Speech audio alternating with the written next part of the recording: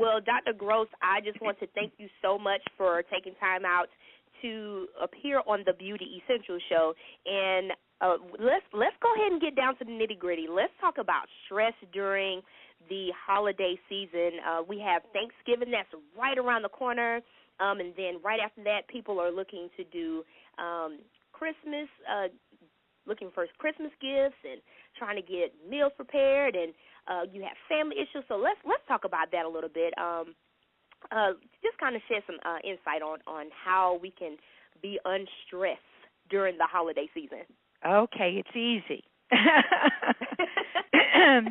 You know how we begin our holidays. We say Happy Thanksgiving, Happy Christmas, Happy Hanukkah.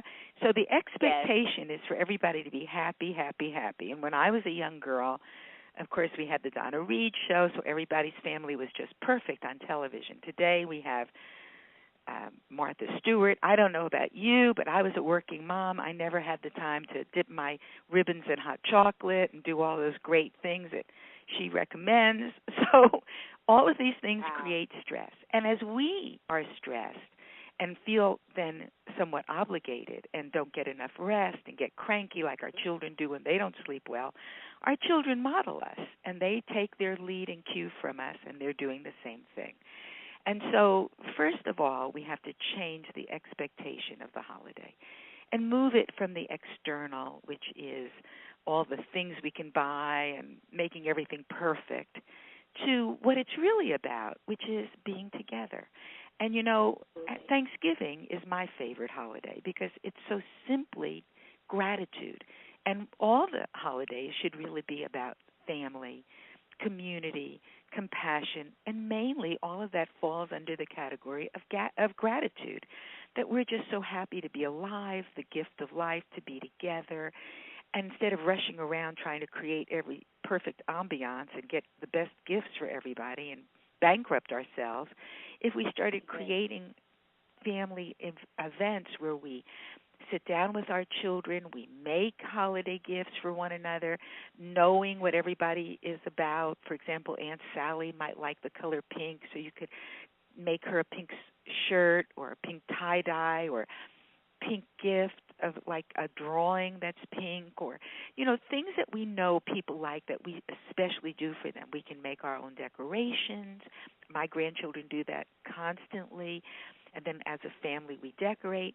Children love to entertain us. They love to put on plays. They love to write poems. Yes. They love to draw pictures for us. Make that part of your holiday. And then you entertain your children with the stories and the memories of your childhood holidays. Kids love to hear what it was like when you were little, and mainly they love to hear what mistakes you made, what trouble you got into, and how you got out of it. And at the end of the day, life is just a series of memories. So really, what you're creating for your children are memories. It's very important that you keep your perspective. Take it easy. Surrender. Don't over-control. You know, we need to have a plan, but the plan has to have three parts: A, B, and C. If you're going to travel to someone's house and you're going to fly there, say your plane is canceled, already have a plan B in your mind, whether it's renting a car or taking a bus. Have another way to get where you're going. And then a plan C is surrendering to the process. You know, if you end up having to be somewhere, be there with a smile and be happy you're there with your family.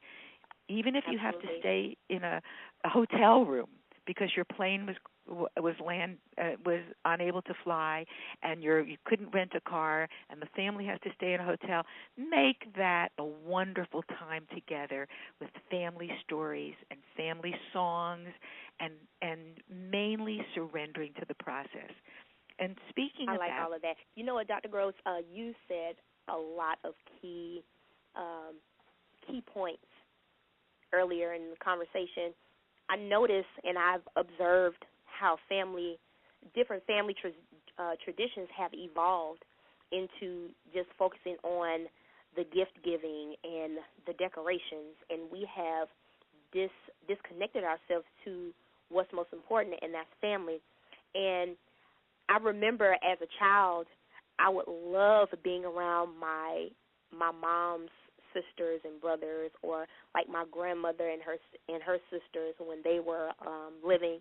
And I just like to hear them talk about how they grew up and how Christmas was, and with my father. And kids these days need to hear that, because they need to be exposed on how things were when their parents were young, and when their grandparents, and if they have their great-grandparents here still living, they need to know that as well. So it's just like history being passed down to the next generation.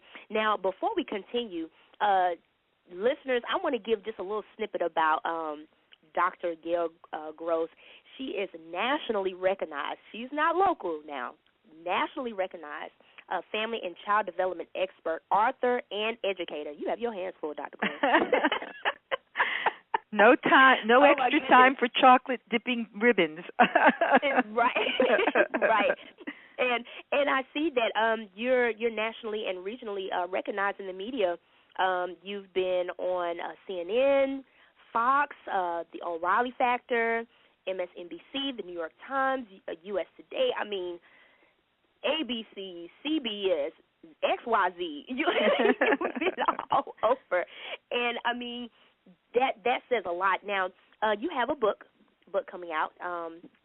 I do. It's called Smart for Life, correct? No, well, it's called How to Build Your Baby's Brain, which is how to be smart for life. Okay, how to build your baby's brain. Okay, and basically, so let's talk a little bit about that. It's the neuroscience of brain development.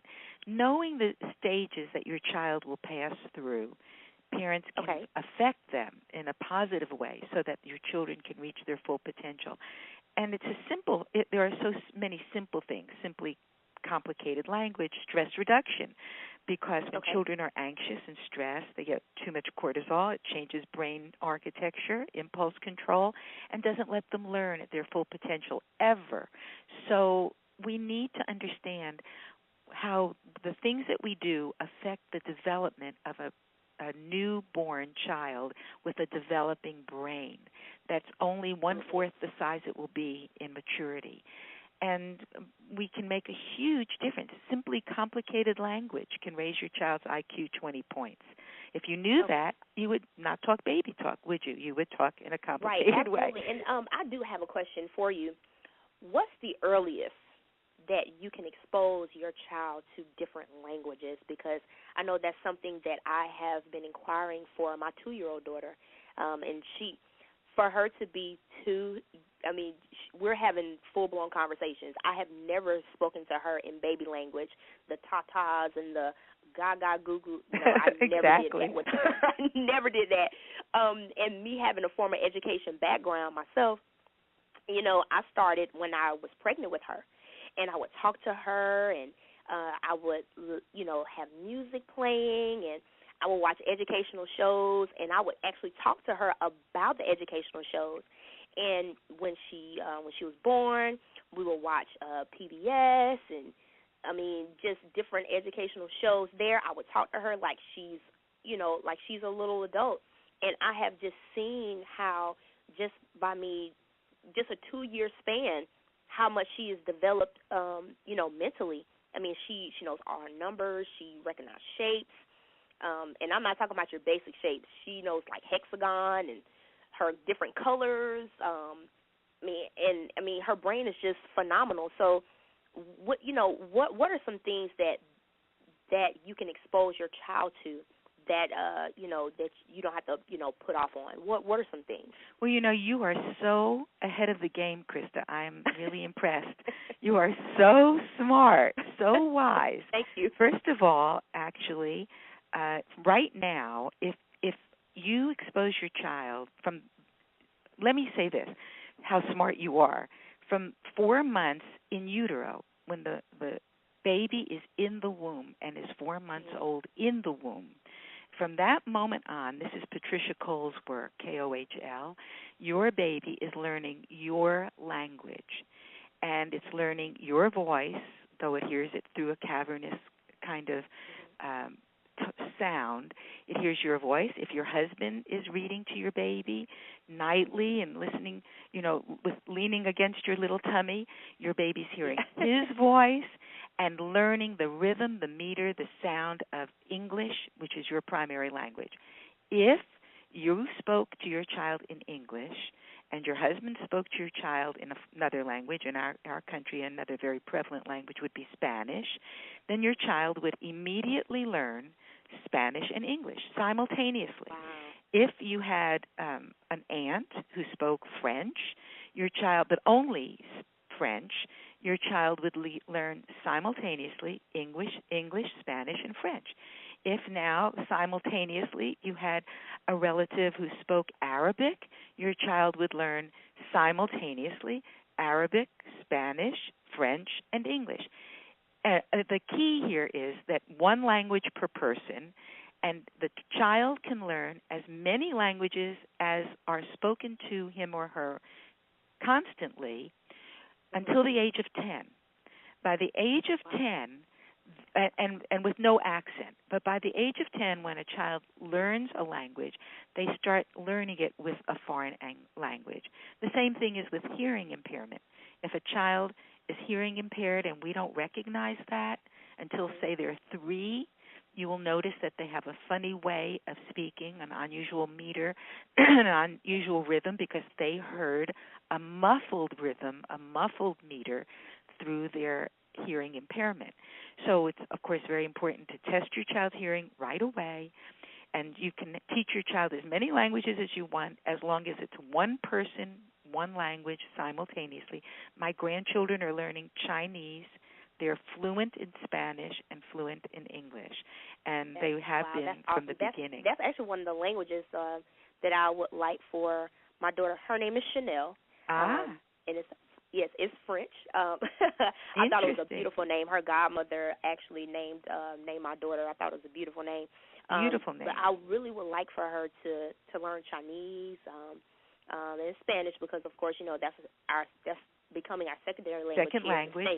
And it's important, and I want to tell you something else that you said that was so smart. You talked about music.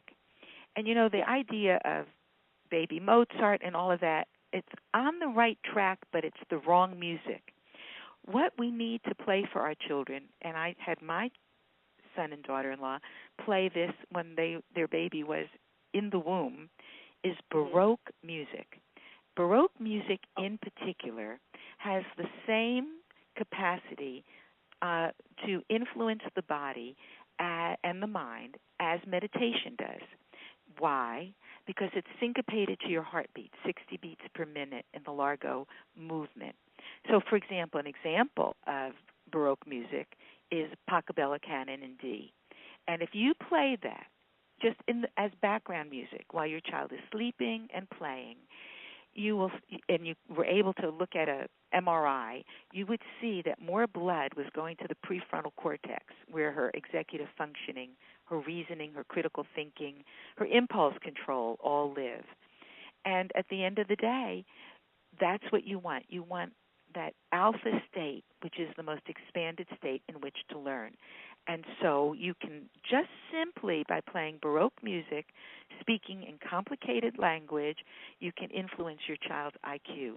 The third most important element is bonding, and it's really the number one most important element, and that's mom. Yes, I completely agree. Mom is everything. A child doesn't even see mom as separate from them. They see you as an appendage until they're 3 years old, part of themselves. That's why they're so possessive of you. When you have other children, that's where sibling rivalry comes from. I noticed that with her, like when I drop off at her school.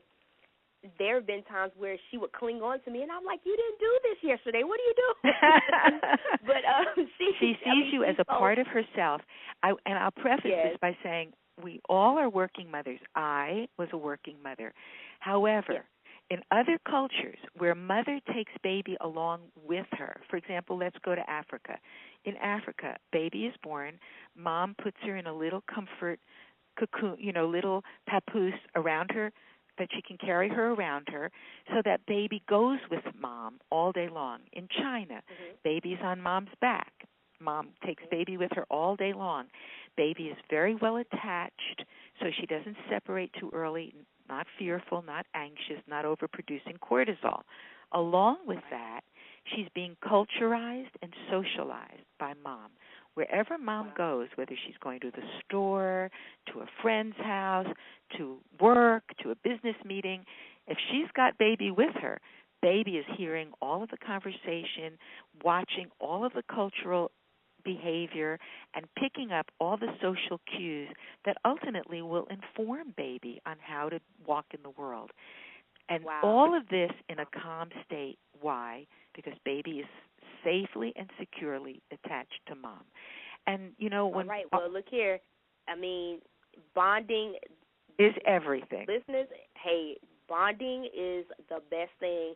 And I can actually speak for myself because I know that I have to have time with my daughter. I actually had the privilege to be in my daughter's be involved in my daughter's life her first 2 years. Yes. So, I mean, that was a blessing within itself. So I got a chance to... You gave her the best possible time. If you could give her any gift, what you gave her in your whole life, those early 2 years, you gave her everything. And you're very, very wise, Krista. And I'll tell you the other piece of that. For working mothers out there who can't give that first 2 years, what you must do is compensate. There is a solution to the problem, so that you have to give that time when you go home. You have to give that time over the weekends.